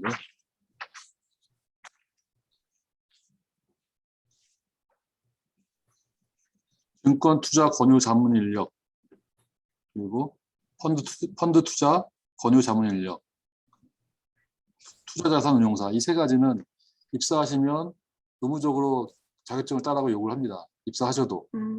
그러니까 어차피 입사하시면 자격증을 따게 되실 텐데 미리 자격증을 따시면 준비를 많이 했구나라고 뭐 면접관들한테 또 인사 서류 전형할 때 크게 인정을 할 수 있거든요. 그래서 이 세 가지를 준비해 주시고 여기에 네. 이것만이 아니고 아까 말씀드렸지만 만약에 혹시 코딩 능력이 있으시면 사용 가능한 언어 뭐 파이썬이든 뭐 C든 C++이든 어떤 언어를 제가 할 수 있다 뭐 이런 거 그리고 또 뭐 그 정도 그 정도가 아닐까 싶습니다. 네, 감사합니다. 네. 저희 이제 새로 신임 교수들이 이제 통계 쪽을 많이 한 두 분이 들어오셔가지고 이제 파이썬이나 그다음에 파이썬 이제 기존에 응용수 하신 분이 좀 했었고 통계는 이제 R을 많이 쓰거든요. 근데 R은 제가 생각할 때는 증권회사에서 많이 쓰지 않을 것 것처럼 보이는데. 아닙니다. 분석이나. 예. 그 R이든 뭐든 간에 그거는 이제 증권회사, 은행 뭐 구분 없이요. 요즘에는 기업 내에서 갖고 있는 데이터도 많지만 이제 올해 연말 내년 초가 되면 이제 마이데이터 사업이 많이 활성화될 텐데요. 마이데이터 사업하면 기업 안에 있지 않은 데이터들도 받아서 분석할 수 있는 빅데이터 플랫폼을 만들 수 있거든요. 그러면 그 내용을 그 데이터를 가지고 R 분석도 할 수 있고 다양하게 해볼 수 있는 것들이 많이 있기 때문에 데이터 사이언티스트 경력직은 정말 뽑기 어렵거든요. 데이터를 만질 수 있고 데이터를 분석할 수 있고 데이터를 가지고 인포메이션을 만들 수 있는 이런 기술들 또 능력들 이런 것들은 꼭 증권사가 아니더라도 어느 기업이나 다 각광받을 수 있는 그 자격이 된다 이렇게 말씀드릴 수 있습니다. 네. 이거는 내가 만약 학생처럼 질문하네. 이거는 약간 미묘한 수도 있는데 네네. 학부 졸업하고 스타팅 레인지가 어느 정도 되나요? 샐러리가? 학부 졸업하고 바로 이제 지원을 하게 되면 네네. 미래에셋 같은 경우에 스타링 셀러지가 그러니까 뭐라 그러지? 초봉이라고 그러나 우리말로 네. 대략 레인지가 어느 정도 되나요? 아, 이게 불과 한 2, 3년 전까지만 해도 주로 공채였습니다. 여름에 한 번, 뭐 겨울에 한 번, 보통 그렇게 했었는데, 이게 최근 2, 3년 동안 많이 바뀌었습니다. 그래서 수시 공채로 많이 바뀌었거든요. 경력 직원이든 신입 직원이든 수시로 이제 필요할 때 필요한 파트의 수요를 모아서 뭐 분기에 한 번 정도 뭐 이렇게 해서 수시로 공고가 나가고 수시로 채용하기 때문에 여러분들은 이제 저희 회사의 채용 사이트가 있거든요. 그런 채용 사이트 또 다른 회사, 다른 증권사나 기업도 마찬가지인데 그런 채용 사이트를 잘 계속 보셔야 됩니다. 그렇지 않고 놓치시면 또 기회가 또 다음에 있긴 하겠지만 자기가 원하는 분야가 지나갈 수도 있거든요. 그래서 수시 채용이 수시로 일어나기 때문에 항상 그런 기업들, 원하는 기업들이나 원하는 업종 그런 쪽에 관심 있는 회사의 채용 사이트를 지속적으로 모니터링 하시는 게 중요하다고 생각합니다.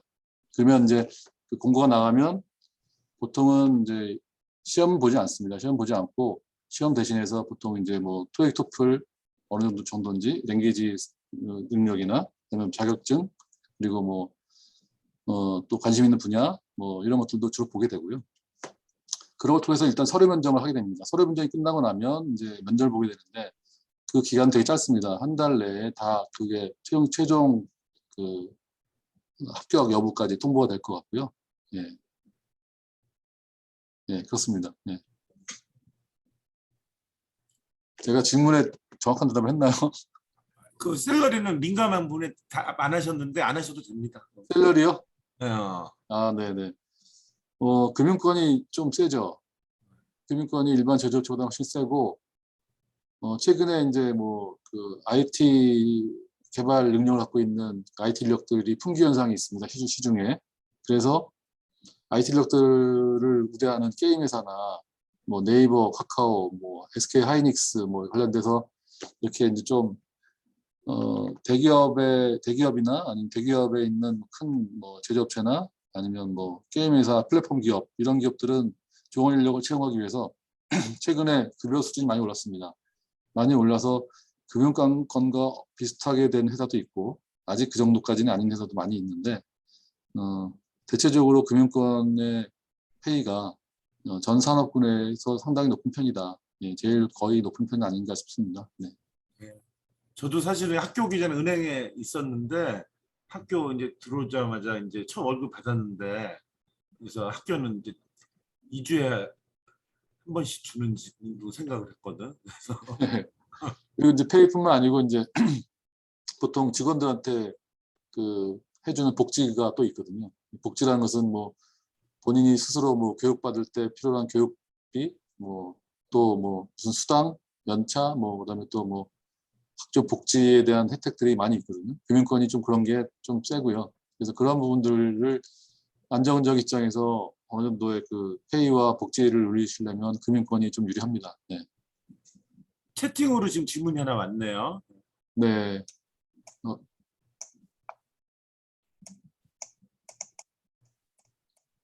네, 공모전이나 대외활동 도움이 됩니다. 이런 부분들이 뭐 제한이 없습니다. 제한 없으니까 뭐 이런 분야에서 뭐 학교 내에서 하는 공모전이든 대외활동이든 한 거 있으면 당연히 이력서에 기재해 주시면 좋을 것 같고요. 저희 회사에서 이제 대학생 대상으로 공모하는 게 있습니다. 아까 디지털 부문에서 대학생들한테 이제 어떤 이제 뭐 빅데이터 페스티벌 뭐 이런 거 해가지고 공모전도 하거든요.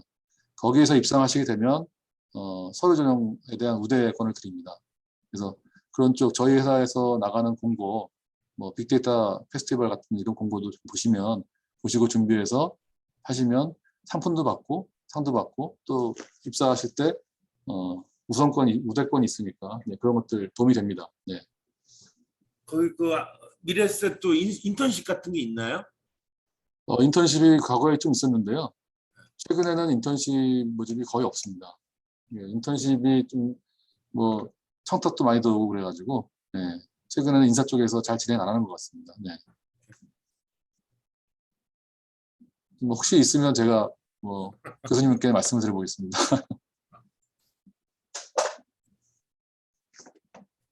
또 다른 친구들 질문 없어요?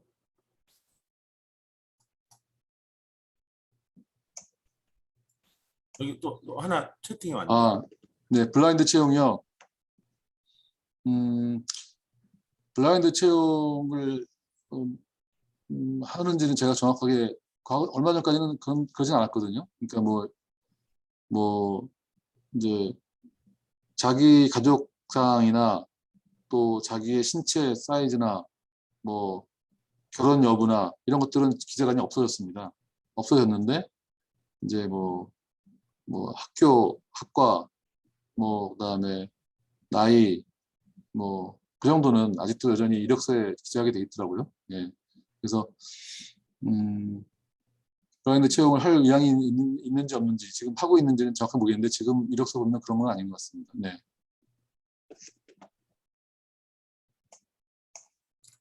저는 뭐 직장생활 한 2, 3년 잠깐 하고 말았는데 제가 만약 이제 면접관이 되면 그 학교 성적도 중요하지만은 이 친구가 얼마나 독창성이 있느냐 이런 거를 좀 많이 볼 것 같거든요. 네. 그래서 특별히 근데 이제 IT 부분이나 뭐 아까 파생상품 이런 것들은 이제 전문 지식이 좀 필요한데 특별히 또 독창성 이런 부분을 좀 많이 볼 수 있는 파트가 어느 파트가 있을까요? 이제 수학이나 IT 쪽 관련돼서는 이제 저희가 아까 말씀드렸던 분야 중에서 트레이딩 부문, 알고리즘 트레이딩 같은 트레이딩이나 그다음에 장애 파생 상품, 리스크 관리, 그다음에 리서치 같은 경우에도 리서치에서도 그 산업 군별로 또 애널리스트가 필요하기 때문에 이제 필요할 수도 있고요. 그리고 저희 회사는 IT 부문 올 수도 있고 디지털 부문도 뭐 데이터 만질 수 있는 능력이 있으면 통계 패키지도 돌 수 있고 이런 능력이 있으면 디지털 부문도 괜찮습니다. 그래서 그리고 이렇게 딱 분야가 정해진 건 아니고요. 기본적으로 최근에는 이런 수학적인 능력이나 또 데이터 만질 수 있는 능력, 그다음에 이런 능력이 있다고 하면은 어느 분야에서나 다 선호를 합니다. 그래서 기본적인 아까 제가 말씀드렸던 자격증을 보유하시고 또 이제 면접을 보셔서 그런 수학적인 능력이 많다라는 내용, 특히 최근에 뭐 이제 아까 말씀드렸던 R, 또 파이썬 이런 능력도 좋다 이런 얘기를 많이 홍보하시고 선전하시면 많이 도움이 되지 않을까 싶습니다. 뭐 능력이 탁월한 사람 뽑는 게 아닙니다. 신입사원들은 능력을 보고 뽑는 게 아니고요. 잠재성과 가능성을 보고 뽑기 때문에 그냥 들어올 준비가 어느 정도 되어 있는지 그냥 그쪽 분야에 관심이 많은지를 확인하려고 하는 것이지 그 분야에서 지금의 입사하신 분들처럼 능력이 뛰어난 분을 뽑는 게 아닙니다. 경력사를 뽑는 게 아니고 신입사를 뽑는 거기 때문에 그런 쪽에 관심이 많고 그런 쪽으로 계속 준비해왔고 내가 현재 수학 공부를 열심히 했다 이런 것들을 증명할 수 있는 학점이든 뭐든 간에 예. 그리고 또 그 이력서에 내용을 쓴다든지 해서 그런 내용을 많이 어필하시면 도움이 되지 않을까 싶습니다. 네. 그리고 솔직히 뭐 어떤 학교가 어느 학교냐 이런 거는 별로 그렇게 중요한 건 아닌 것 같고요. 학점이 높으신 분들은 유리할 것 같습니다. 제 생각이. 이건 제 생각인데요. 특히 이제 이과 중에서 기초과학 쪽에 계신 분들이 학점이 대단히 높다. 그러면 그런 분야에 공부를 많이 했으면 많이 활용이 되기도 하기 때문에 학점이 기초과학 공부를 열심히 하신 분 이런 분들이 그런 쪽으로 많이 어필하시면 네, 그게 더 중요하지 않을까 이렇게 싶습니다. 네.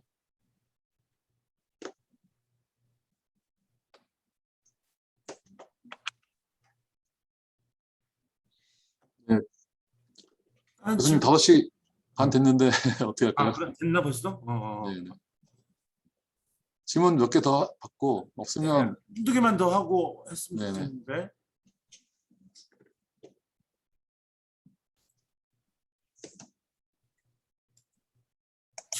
최윤지 학생 몇 학년이에요? 2학년이요. 2학년, 지금 2학년인데 통계학개론 수업 들었나? 네. 네. 질문할 기회를 드릴게요.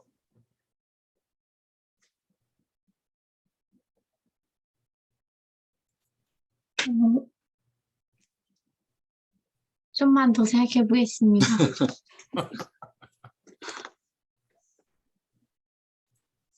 다들 이제 지금 너무 이렇게 나도 이제 선생님이고 하니까 어려워서 지금 그런가 보네. 시간도 됐기도 했고요. 오늘 아주 좋은 강의 너무 감사드리고. 교수님 혹시 질문을 못 하신 게 있는데 뭐 나중에라도 네. 질문을 교수님 통해서 전달해 주시면 그 질문도 제가 나중에 따로 답변을 드리도록 하겠습니다. 그렇게 하시죠. 네, 예, 네. 예. 오늘 수고 많이 하셨고요. 예. 네. 아주 굉장히 좋은 강의였습니다. 제가 네, 잘 했는지 모르겠습니다. 그럼 이제 마치도록 하겠습니다. 네. 네, 네. 오늘 수고하셨습니다. 감사합니다. 감사합니다. 네. 네.